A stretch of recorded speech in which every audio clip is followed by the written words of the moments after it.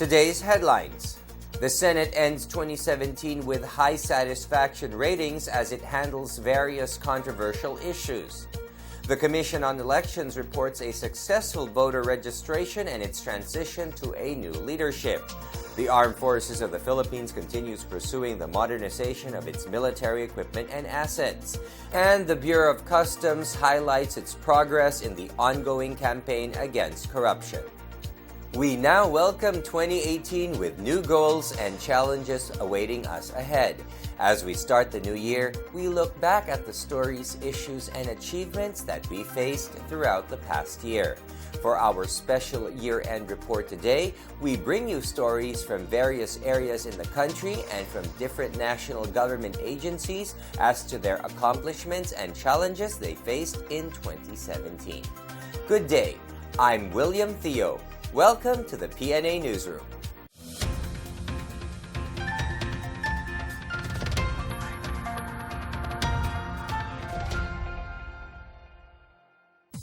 The House of Representatives heard and passed a number of measures in line with the Duterte administration's priorities.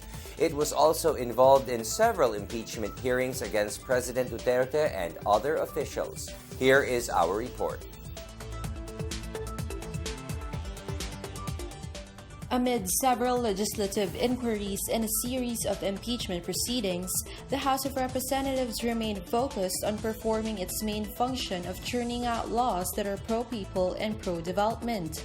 This year, the House had its hands full with various congressional hearings on big issues.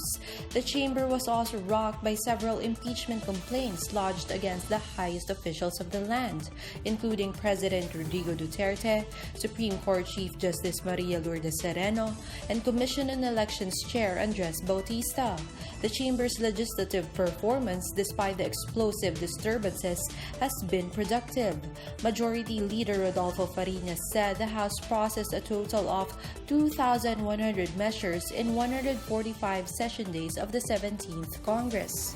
39 measures were already enacted into law, such as the Universal Access to Quality Tertiary Education Act, Free Internet Access in Public Places Act, Anti-Hospital Deposit Law, and expanding the Anti-Money Laundering Act coverage, among others.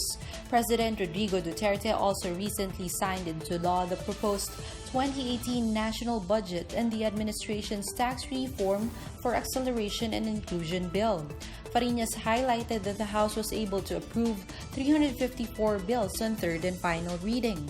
Among the priority bills approved include the utilization of the Coconut Levy Fund, United National Identification System Act, Occupational Safety and Health Standards Compliance Act, Enhanced Universal Healthcare Act, among others. As for the identified bills in the House-Senate Common Legislative Priorities, Deputy Speaker Sharon Garin said the House has already approved 3 bills on final reading, including the Free School Feeding Act, Expanded Local Absentee Voting Act, and the Estate Tax Reform Act. Fariñas said both houses of Congress convened in a joint session to approve the resolutions granting President Duterte's request to extend martial law in Mindanao until December 2017 and subsequently the second request for the entirety of 2018. The House also passed on third reading the joint resolution seeking to increase the base pay of cops and soldiers. For the PNA Newsroom, I'm Philippine Cervantes.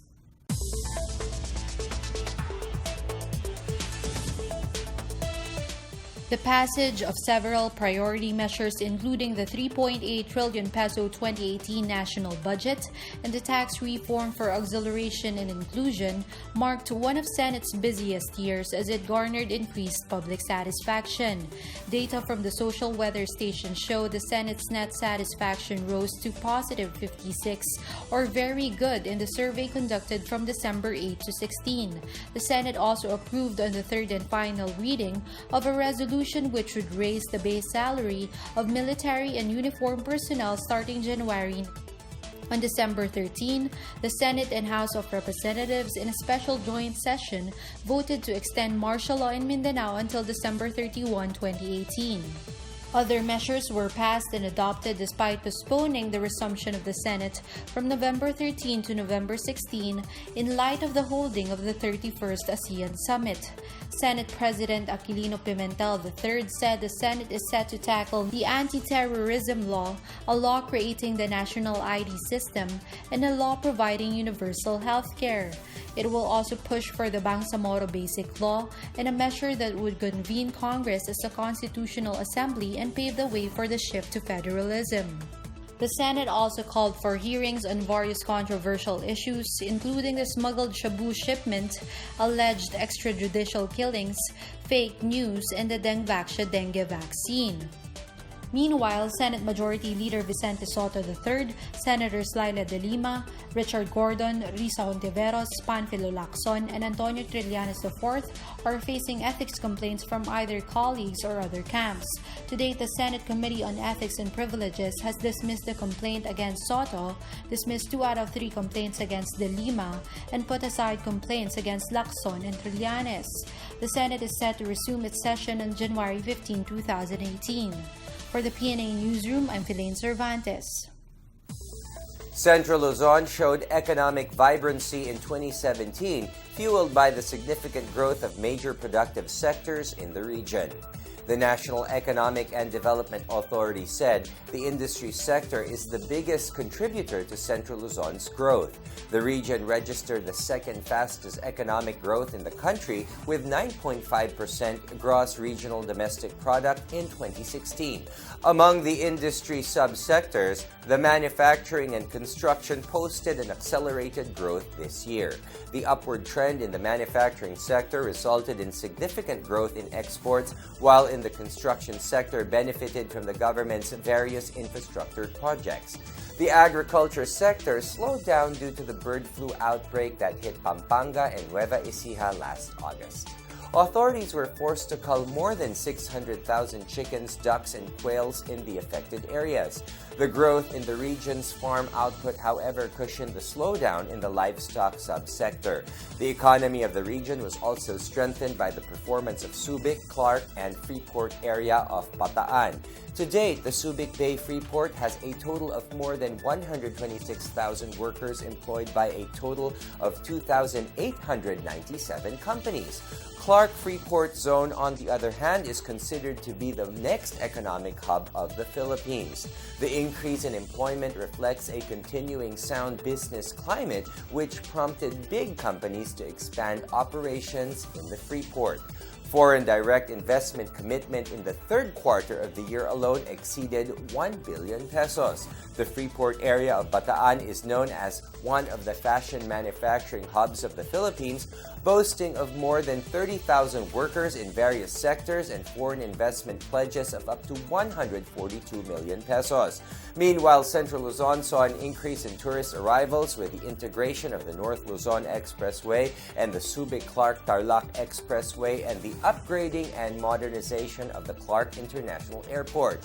Data from the Department of Tourism showed that 4.1 million tourist arrivals for 2016, with Subic and Clark topping the list of destinations. The country's hosting of the 31st ASEAN Summit and related meetings also gave a big boost to the tourism industry in the region. The Commission on Elections marked 2017 preparing for the Barangay and Sangguniang Kabataan elections. It also saw a change in leadership and the launch of several programs empowering voters. Here is our report. The change in leadership and 2 successful voter registrations as part of its preparations for the Barangay and Sangguniang Kabataan polls in May 2018 were among the highlights for the Commission on Elections this year.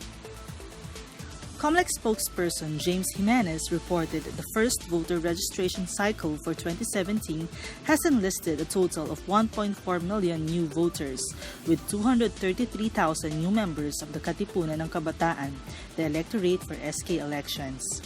In the second round of registration held from November 6 to 30, they received over 800,000 voter registration applications. The COMELEC printed more than 70 million official ballots.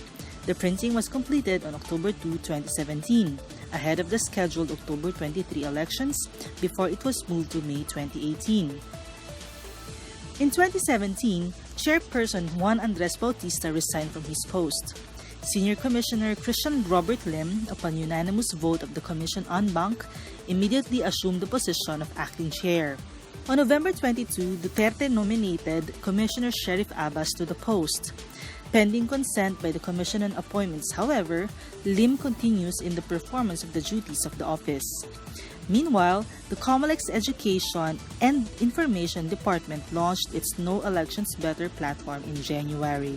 Since the launching, the department has already conducted 43 voter education sessions in 22 schools and for 2 organizations, reaching 12,089 voters and pre-voters in senior high school with ages ranging from 16 to 18 years.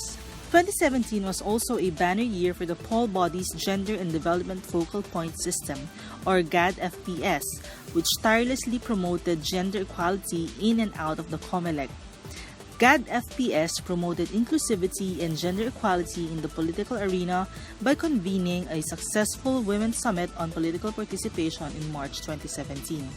It was followed by several gatherings such as the joint ASEAN-UN workshop and roundtable discussion on electoral observation and women's participation in politics, held in Cebu this month. For the PNA Newsroom, I'm Janice Cave. To check out these and other year-end stories, visit the PNA website or follow the Philippine News Agency on Facebook and Twitter. Still to come, the Armed Forces of the Philippines continues pursuing the modernization of its military equipment and assets. Eastern Visayas faces tougher times as it reels from the impact of last year's disasters. These and more when the PNA Newsroom continues.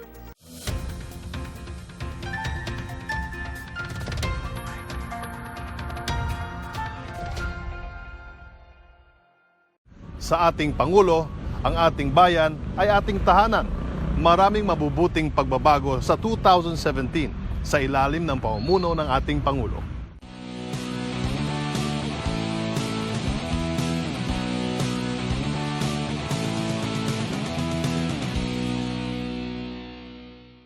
Limang pillars ng ating bayan ang pinagtibay ng ating Pangulo.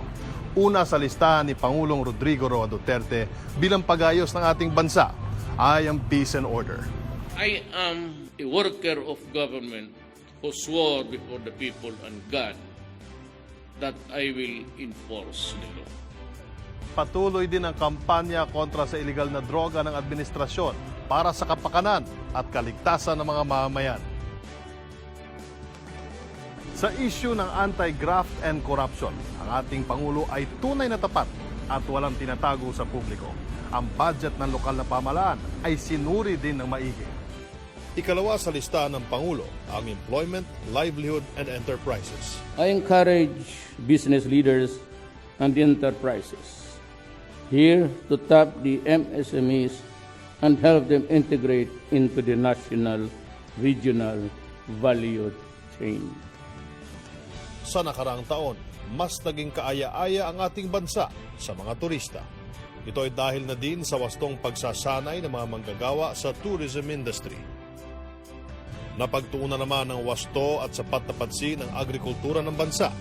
Ang ating livestock farmers din ay nabigyang alalay sa pamamagitan ng bagong kagamitan.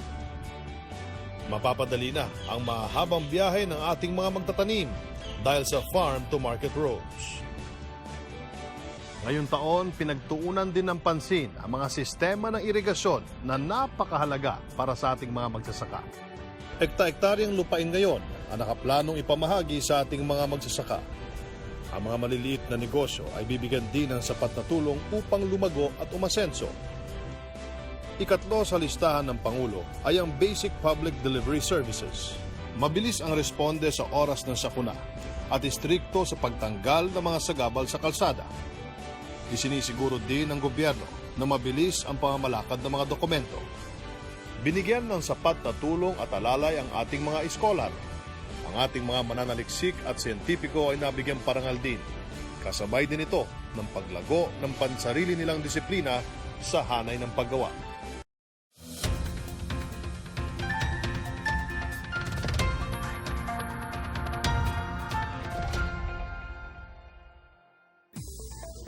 The modernization of the armed forces of the Philippines is gaining momentum as contracts for new aircraft, weapons, and platforms were signed while other items were delivered this year. The Department of National Defense Public Affairs Office Chief Arsenio Andolong said the Philippines would acquire 6 multi-purpose Super Tucanos. Funds would be sourced from the Armed Forces of the Philippines Modernization Act Trust Fund. The Super Tucanos are expected to augment or even replace the 8 to 10 aging Rockwell OV-10 Bronco attack planes being used by the Philippine Air Force. They would be turned over and operated by the Philippine Air Force's 15th Strike Wing based in Sangli Point, Cavite City. The Air Force is also preparing for the contract signing for the AIM-9 Sidewinder air-to-air missiles. They will be used to arm the country's 12 South Korean-made FA-50PH Fighting Eagle jets. The FA-50s were used in combat during the 5-month battle to retake Marawi City from the clutches of the mounted group terrorists. The first 2 FA-50s were delivered on November 28, 2015, with the last 2 being handed over by Korea Aerospace Industries this May. Meanwhile, the Philippine Navy took delivery of its second strategic sea-lift vessel, the BRP Davao del Sur, the sister ship to the BRP Tarlac, which was delivered and commissioned in 2016. The ship was launched last September 29. The Navy also took delivery of 3 additional multi-purpose attack craft last May 22nd. This raises the number of attack crafts in the Navy's inventory to 9. The defense equipment were among those acquired during the AFP modernization program, Horizon 1, which started 2013 and will end this year. Horizon 2 will start on 2018 and end on 2022, while Horizon 3 will commence on 2023 to 2028. The Department of Transportation launched major infrastructure projects to improve transportation around the country. Reforms are also underway, such as PUV modernization. Here is our report. The Transportation Department is pursuing various transportation projects to ease the traffic congestion in Metro Manila and promote ease of travel among commuters. The LRT Line 1 extension began its construction, extending the rail line from Baclaran to Niog in Bacoor, Cavite.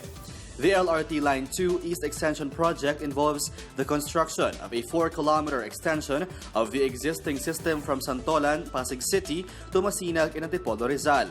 The construction of the first phase of the Mega Manila Subway project is expected to start as early as third quarter of 2018. The 25-kilometer MMSP Phase 1 will have 14 stations from Mindanao Avenue to the Ninoy Aquino International Airport or NAIA. The LRT-MRT Common Station likewise began its construction last September. The Common Station will connect the LRT-1, MRT-3, the MRT-7 from North Avenue, Quezon City to San Jose del Monte, Bulacan, as well as the proposed Mega Manila Subway system. Meanwhile, the DOTR and the Bases Conversion and Development Authority led the groundbreaking ceremony of the Clark International Airport Expansion Project last December 20. A new terminal in the Puerto Princesa International Airport was also opened. Following reforms in flight operations and improvements in facilities, the NAIA is no longer included in the top 20 worst airports in the world and even in the top 5 worst airports in Asia, according to the Guide to Sleeping in Airports travel website on October 15, 2017. The DOTR also led the groundbreaking of the Cavite Gateway Terminal, which is the country's first container ro-ro barge terminal in Tanza, Cavite. The terminal is expected to be operational by first quarter next year. Perhaps the biggest undertaking of DOTR this year is the Public Utility Vehicle Modernization Program, which seeks to provide safe, comfortable, and environmentally sustainable mode of public transport to commuters. Jeepney units that are 15 years old will be replaced with Euro 4 engines or electrically powered engines with solar panels for roofs. These will also be equipped with CCTV cameras, a GPS navigation system, an automatic fare collection system, speed limiters, dashboard cameras, and Wi-Fi. For the PNA Newsroom, I'm Rom Dulfo. 4 years after the onslaught of Super Typhoon Yolanda, Eastern Visayas region faces another struggle this year in its regional economic growth. The magnitude 6.5 earthquake that shook Leyte Island on June 6, 2017, and Tropical Storm Urduha that ravaged Biliran Province in mid-December are considered by the National Economic Development Authority as major setbacks in sustaining economic growth. The quake destroyed facilities of geothermal power plants, triggering a week of total blackout and 2 weeks of rotational brownouts. It killed 4 people and injured 100 others. The Regional Development Council said power interruptions in July caused weeks of shutdown of the Philippine Smelting and Refinery Corporation and Philippine Phosphate Fertilizer Corporation, both in Isabel, Leyte. Meanwhile, Biliran, the most economically improved province in the region with a poverty incidence of only 17% as of 2015, suffered the brunt of slow-moving tropical storm Urduha a week before Christmas. Urduha left a massive trail of destruction as landslide buried dozens of houses, cut water and power supplies, and isolated naval town, the provincial capital.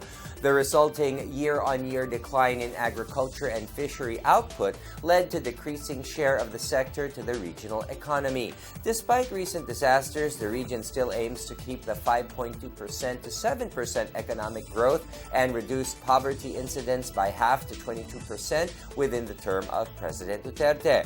The challenge is on maintaining the record-high 12.4% growth in the GRDP and the decade-low poverty incidence at 38.7% attained last year. The Department of Justice earned its keep this 2017 as it unwaveringly conducted investigations in line with its mandate to find out the truth and bring perpetrators to justice. Here is our report.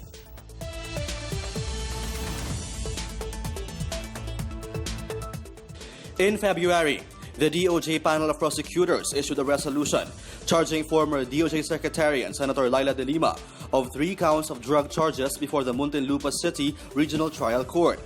The 3 separate charges against de Lima accused her of receiving millions from illegal drug trade in Ubilibid Prison. Justice Secretary Vitaliano Aguirre II said the cases filed against de Lima are not politically motivated. On the other hand, the DOJ dismissed drug charges filed against former Customs Commissioner Nicanor Faildon and other former customs officials over the smuggling of 6.4 billion peso shabu shipment into the country last May. In a resolution, the DOJ found no probable cause to indict Faildon and several others for criminal charges filed with the Philippine Drug Enforcement Agency. However, the DOJ panel found probable cause to push for the trial of the importers, brokers, and other individuals involved in the shipment. The DOJ also issued a resolution last May downgrading from murder to homicide the charges filed against several policemen involved in the killing of Albuera Leyte Mayor Rolando Espinosa and fellow inmate Raul Yap inside the sub-provincial jail in November 2016. Also this year, the DOJ ordered the filing of criminal charges against officials of the Commission on Elections and Smartmatic for violation of the Cybercrime Prevention Act during the May 9, 2016 national and local elections. The DOJ was also involved in other cases of national interest, including the hazing of Horacio Acho Castillo, the Dengvaxia dengue vaccine, and the road right-of-way scam. Apart from handling cases, the DOJ and Interior and Local Government launched the first uniform guideline that would decongest jails and prisons through standardizing the computation of good conduct and specify time allowances and service of persons deprived of liberty. Jail authorities expect a 20% decrease in the population of inmates as credits for their good conduct would be properly computed, pushing for the reduction of their jail terms. Meanwhile, Aguirre welcomed President Duterte's decision to appoint Philippine National Police Chief Director General Ronald De La Rosa as the next head of the Bureau of Corrections. Bucor and PDEA have renewed their partnership to curb illegal drug activities inside government prison facilities and penal farms. For the PNA Newsroom, I'm Rom Dulfo. To check out these and other year-end stories, visit the PNA website or follow the Philippine News Agency on Facebook and Twitter. Up next, the Bureau of Customs highlights its progress in the ongoing campaign against corruption. These and more when the PNA Newsroom returns.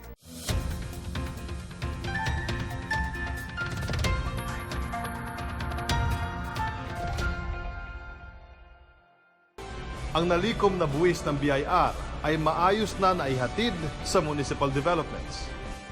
Patuloy na magiging mahusay at maabilidad ang Pilipino sa mata ng mundo. Mas marami na tayong guro na kaysa mag-OFW, binigyan sila ng trabaho.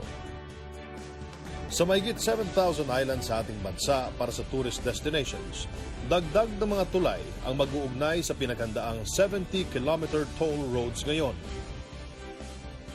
Mas maraming doktor na makukonsulta, mas maraming nurse na mag-aalaga, mas maraming midwives na magbabantay sa mag-iina, at mas maraming gamot para sa mga Pilipino. Lalo ding napag-ugnay ang mga mamayan ng bansa sa tulong ng teknolohiya at reforma sa industriya ng enerhiya. Tinitiyak din ng ating Pangulo na may sapat na sustento matatanggap ang mga mamayang Pilipino, mahirap man o matanda. Pang-apat sa listahan ng Pangulo ang Independent Foreign Policy. Naninindigan siyang ang ating bansa ay mananatiling malaya habang ipinagtitibay ang relasyon natin sa ating mga kaalyadong bansa. There is much at stake in relations. We have to move forward together on shared interests in securing security and stability in the region as we seek to sustain growth and development for our peoples. Ang panglima sa listahan ni Pangulong Rodrigo Roa Duterte bilang pag-aayos ng ating bansa ay ang environmental protection, disaster resilience at quick response. Ngayon ay laging handa na tayo sa mga kalamidad. Mababawasan ang impact at maraming buhay ang maililigtas. May mahalagang hakbang din ang gobyerno upang masiguro na ligtas at malinis ang ating kapaligiran. Asahan po natin ang pakikipag-ugnayan panglalo ng ating administrasyon sa papasok na taon. Ang tanging hangad lamang ng ating Pangulo ay ang maihatid ang tunay na progreso at pagbabago sa taong bayan.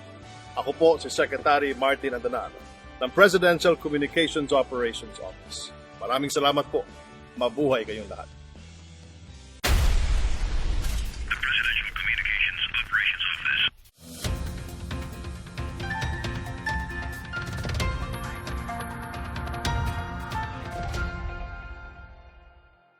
Despite numerous challenges, the Bureau of Customs spent 2017 intensifying its campaign against corruption and improving revenue collections. Here is our report.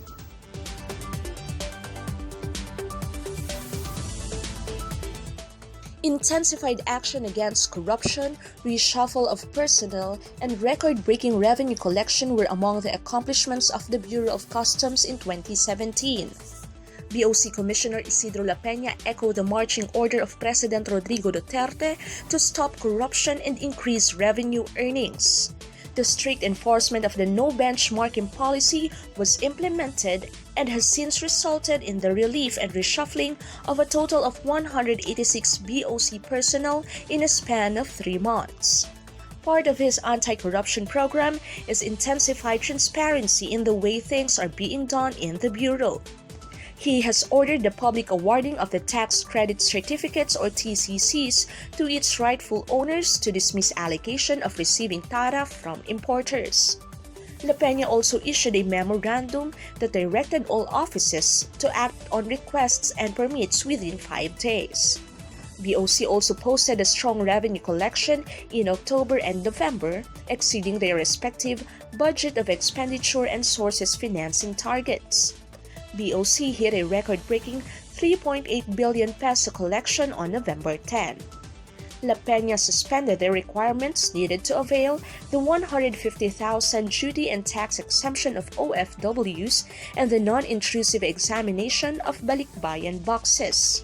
A rough estimates of 3,482,000 balikbayan boxes arrive yearly in the Philippines through Manila International Container Port alone. Meanwhile, the BOC reported the seizure of billions of pesos worth of contraband, including luxury cars, counterfeit goods, and illegal drugs. In 2018, the Department of Finance has set BOC's target revenue collection to 637.1 billion pesos, 36.5% higher than that of 2017's 467 billion peso target. For the PNA Newsroom, I'm Chris Crismundo. The province of Antique is experiencing a tourism boom with its visitor arrivals tremendously rising to almost 1.5 million this 2017 with its untapped natural wonders newly discovered through social media.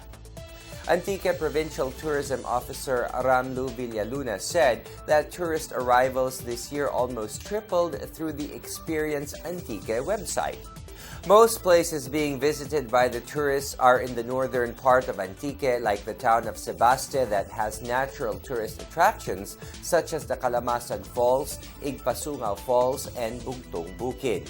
The Department of Trade and Industry in Antique said business is booming in the province with the opening of major food chains and convenience stores.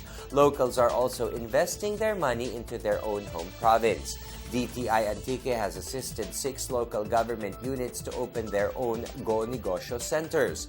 More banks have opened in Antique in 2017 with more than 20 located in the provincial capital San Jose de Buena Vista alone. With the opening of more businesses, many Antiqueños were able to get employment right at their home province. The Department of Labor and Employment Antique Field Office said there were 3 job fairs conducted this year with 23,241 qualified job seekers referred for placement. 80% of them then hired by the participating local agencies. Antique received Tulong Pangkabuhayan sa Disadvantage or TUPAD that provided a 23-day employment to 8,000 indigent beneficiaries not included in the Pantawid program. Antiqueña Senator and Finance Committee Chair Loren Legarda, who chairs the Committee on Finance in the Senate, allocated a special fund for the TUPAD. Meanwhile, the province remains to be self-sufficient in terms of rice production, with a 5 to 10% increase in yield over that of 2016, which was only 225,915 metric tons. The total rice area planted this year is 43,000 hectares. In order to also boost the fishing industry, the Philippine Fisheries Development Authority last turned over a new fishing port to San Jose de Buena Vista local government worth 40 million pesos. The fishing port will also be used by fisher folk of other towns in the province, for it will have cold storage facilities given by the Department of Agriculture. The Department of Health pushed for several landmark health measures such as the campaign against smoking and mental health. It, however, had its share of controversy in the form of the Dengvaxia vaccine fiasco. Here is our report.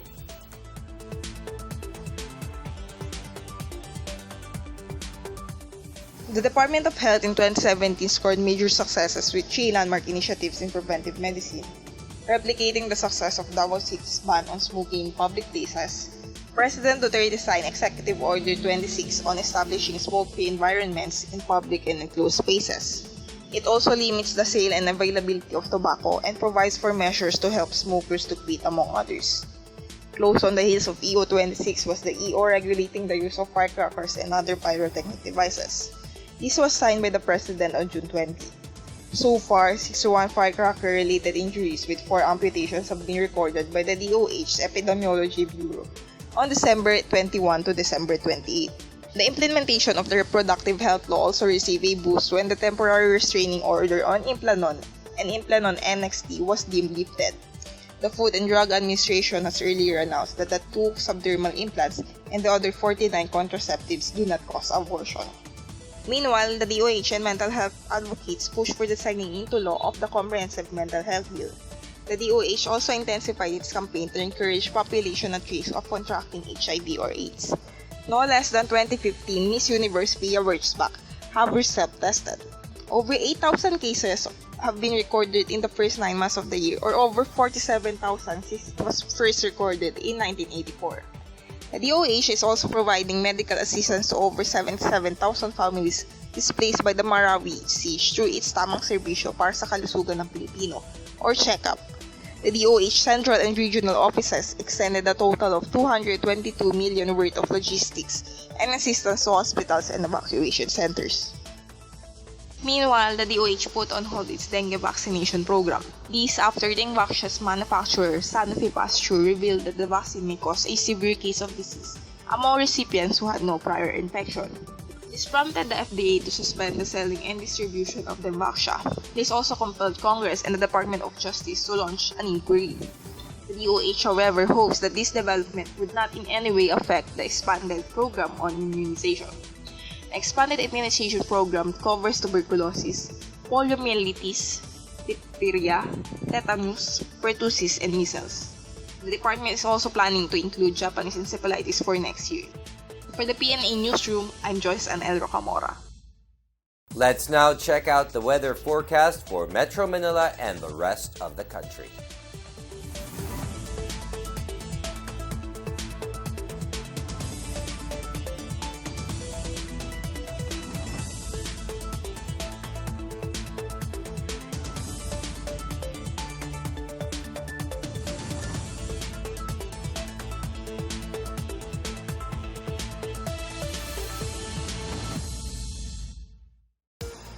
Here's another look at today's headlines. The Senate ends 2017 with high satisfaction ratings as it handles various controversial issues. The Commission on Elections reports a successful voter registration and its transition to a new leadership. The Armed Forces of the Philippines continues pursuing the modernization of its military equipment and assets. And the Bureau of Customs highlights its progress in the ongoing campaign against corruption. To check out these and other year-end stories, visit the PNA website or follow the Philippine News Agency on Facebook and Twitter. And that begins your daily dose of the hottest news and the latest information that you need to know this 2018 from the PNA Newsroom. I'm William Theo. Good day! Happy New Year!